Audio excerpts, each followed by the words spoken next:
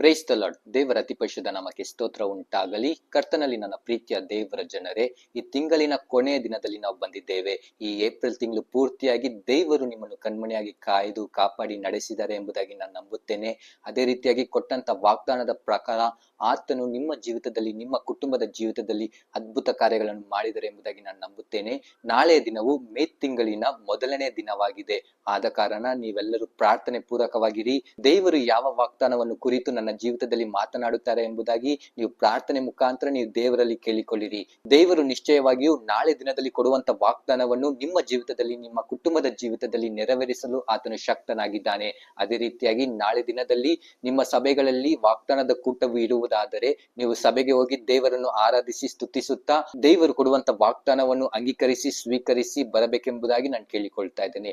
ದೇವರು ನಿಮ್ಮನ್ನು ಆಶೀರ್ವಾದ ಮಾಡಲಿ. God bless you. Have a nice day.